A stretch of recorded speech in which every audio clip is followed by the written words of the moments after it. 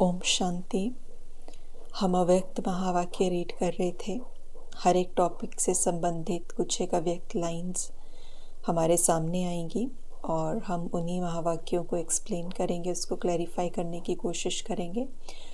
14 जनवरी 1990 के ये महावाक्य हैं। आप ये देखिए, 14 जनवरी 1990 के महावाक्य। टॉपिक है मनोबल को बढ़ाने की आवश्यकता, लक्ष्य एवं उद्देश्य। लास्ट वीडियो में हमने देखा, जिसको हमने एपिसोड 1 नाम दिया, मनोबल एपिसोड 1। तो उसमें बाबा ने हमें बताया कि मन की शक्ति क्या है, मन की शक्ति कैसे इंक्रीज करनी है। आज मनोबल को बढ़ाने की ज़रूरत क्यों है, लक्ष्य उद्देश्य क्या है। पहला पॉइंट, बेहद की सेवा के लिए। दूसरा पॉइंट, स्वयं की सेफ्टी के लिए। और ज़्यादा डीपली जाते हैं। पहला पॉइंट है, कोई भी शक्ति की कमी होती है तो समय पर धोखा मिल सकता है। इम्पॉर्टेंट लाइन है। जब कोई भी शक्ति की हमारे भीतर कमी होती है तो बाबा कहते हैं समय पर धोखा मिल जाता है। क्यों मिल जाता है धोखा, कैसे मिल जाता है धोखा, ये कौन सा धोखा है। बाबा ने कहा, मानो सहन शक्ति आप में है लेकिन निर्णय करने की शक्ति कमज़ोर है। तो जब ऐसी कोई परिस्थिति आएगी जिसमें निर्णय करना हो, उस समय नुकसान हो जाएगा। होती एक ही घड़ी है निर्णय करने की। बाबा कहते एक ही घड़ी होती है, हाँ या ना, लेकिन उसका परिणाम कितना बड़ा होता है। तो it's not just about only one power और वन वर्चू या कोई एक गुण, लेकिन जब आत्मा अपने आप को अपनी ओरिजिनलिटी में स्थित करती है तो वो ओवरऑल ग्रो होती है, उसकी ग्रोथ ओवरऑल होती है। और हमें वो नोटिस करना बड़ा ज़्यादा ज़रूरी है कि am I growing that way और नॉट। क्योंकि कई बार, and this is the fact, कई बार क्या होता है, ज्ञान में चलते चलते बहुत सारी हमें अपॉर्चुनिटीज़ मिलती है, हम धीरे धीरे पुराने होते जाते हैं। तो sometimes it happen, most of the times it happen कि खुद के ऊपर से ध्यान हट जाता है। लेकिन ये पैरामीटर्स हैं टू जज और टू एनालाइज योरसेल्फ कि हम कहाँ जा रहे हैं। तो बाबा ने कहा किसी शक्ति की कमी नहीं होनी चाहिए। इट्स नॉट कि हम एक ही जगह फोकस करें, हमारी ग्रोथ किस में है। जैसे एग्जाम्पल आप देखिए, बाबा ने कहा सहन शक्ति आप में चाहे है ना, लेकिन आप इतने फुलफिल होने चाहिए अंदर से, इतने परफेक्शन में आत्मा आ जाए कि उसके अंदर हर एक पावर इक्वली काम करे। तो बाबा कहते हैं निर्णय करने की शक्ति अगर नहीं है तो फेल हो जाएंगे। धोखा, फेल होना मीन्स धोखा मिल जाना, मतलब राइट डिसीजन नहीं लिया। तो राइट डिसीजन नहीं होगा, so you can see the line, अगर राइट डिसीजन नहीं होगा, बाबा ने कहा हाँ या ना, एक ही सेकंड का ये चीज़ होता है, लेकिन उसका परिणाम कितना बड़ा हो जाता है। तो वो जो परिणाम है ना, ये जो परिणाम है, हम इसकी सफरिंग में आ जाते हैं। और जब हम उस परिणाम में फंस जाते हैं, जब वो फेवरेबल नहीं होता, तो आत्मा की शक्ति और घटने लगती है।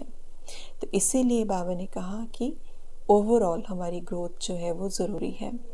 तो हर एक शक्ति अंदर जमा हो, आत्मा भरपूर होती जाए। अब बहुत सिंपल सी बात है, जब भी कोई बात आती है, whether it's an unexpected response और अ रिएक्शन फ्रॉम समबडी और अनएक्सपेक्टेड सिचुएशन, तो क्या होता है, व्हेन की परिस्थिति आती है तो हम क्या स्टेबल रह पाते हैं, एकदम हलचल में आ जाते हैं। होता क्या है, क्या हम रिस्पॉन्स देने के लायक रहते हैं या हम रिएक्शन में चले जाते हैं, क्या होता है भीतर। तो वो एक सेकंड का खेल होता है, लेकिन वो कितना अंदर चलता है। और कई बार तो हम छोटी छोटी बातों में ऐसे ऐसे डिसीजंस ले लेते हैं जो लाइफ लॉन्ग हमारा पीछा नहीं छोड़ते। तो स्थिति कितनी ज़्यादा मायने रखती है।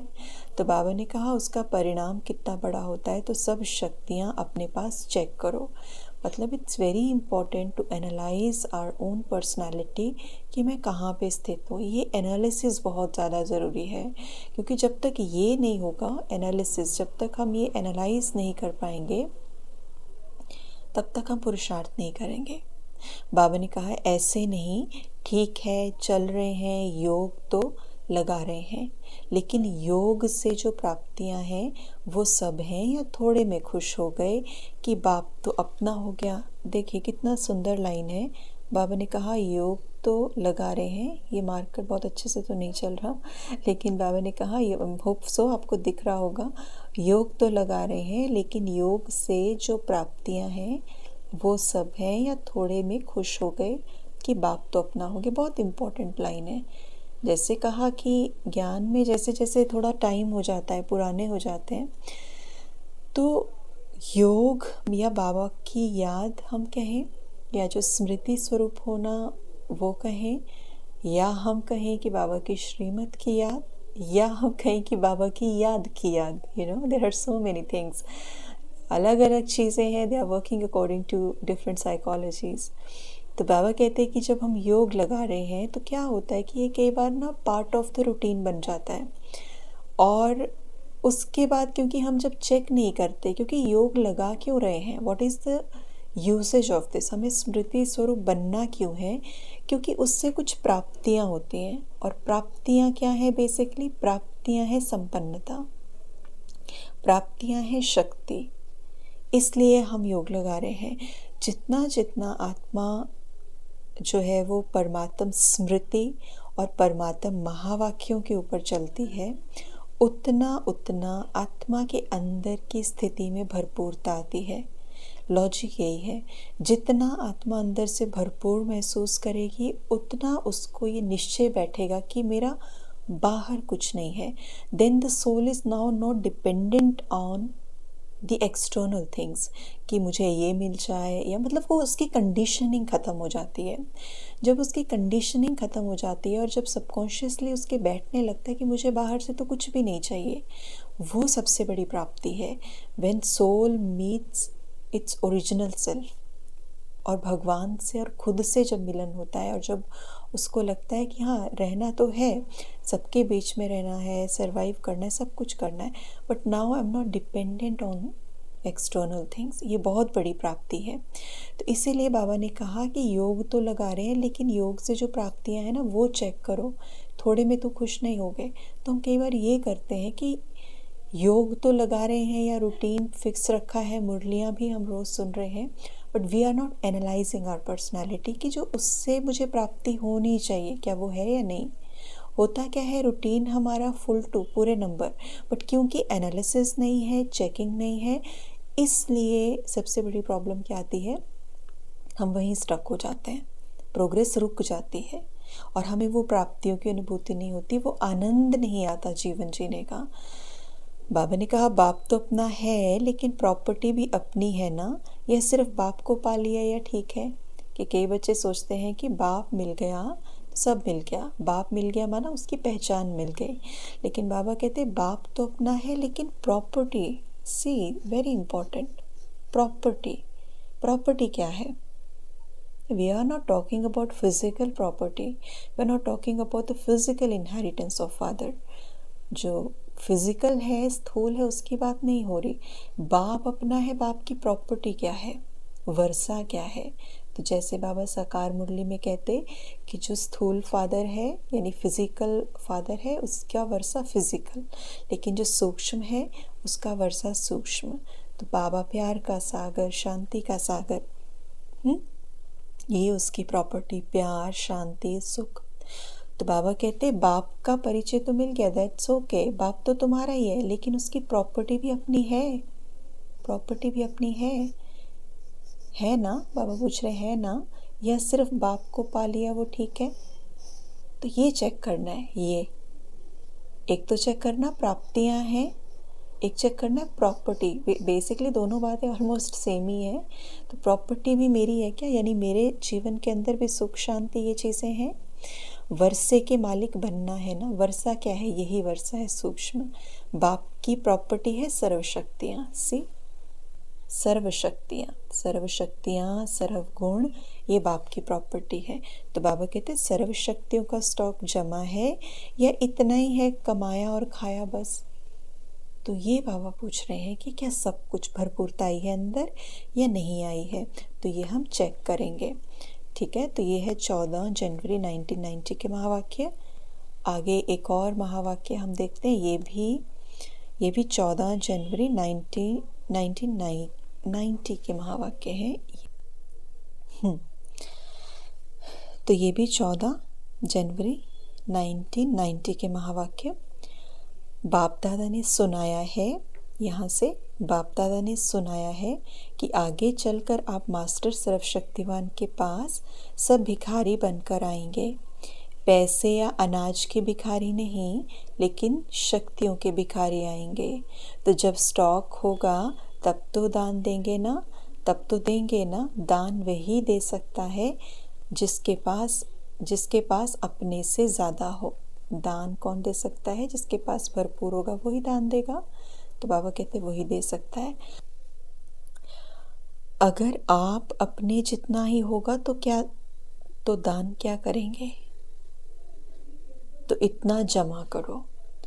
तो बाबा ने बताया कि आगे चलकर, और आगे चल के क्या हम अभी भी देखते हैं कि जो वातावरण है वो कैसा है, किस तरीके का जो पूरे सृष्टि का एक वाइब्रेशन है या माहौल है वो कैसा हो चुका है। हम देखते हैं कि आत्माएं छोटी छोटी एक्नॉलेजमेंट के लिए, छोटी छोटी बातों के लिए, एक्सेप्टेंस के लिए, प्यार के लिए तड़प रही है, अटेंशन के लिए, जैसे कि भूखी मर रही है। तो बाबा ने कहा ऐसे भिखारी, ऐसा कोई भिखारी नहीं कि जैसे हम देखते हैं कि हाँ फिजिकली कोई ऐसे आएगा, नहीं, लेकिन यही भिखारीपना है जो हम देख रहे हैं। टोटल कंगाल आत्माएं हो गई हैं। तो बाबा कहते आप इनको कब दे पाएंगे? और उनको देना क्या है? बेसिकली देने का मतलब है कि जब हमारे सामने वाला जो व्यक्ति होता है उसका व्यवहार नेगेटिवली बढ़ जाता है, एक तरह से कहें, या जब उसके अंदर चीज़ों की कमी हो जाती है, गुणों की, शक्तियों की कमी हो जाती है, तो ऐसे समय पर भी उसके व्यवहार को अपने अंदर समा लेना, और समाने के बाद भी उसके प्रति नेगेटिव भावना रखना, यही दान देना हुआ ना, यही दान देना हुआ। खुद को स्टेबल रखना, हलचल में ना लेके आना, और उनको रेसिप्रोकेट करना, प्यार और शांति। तो अभी वो आत्माएं हैं।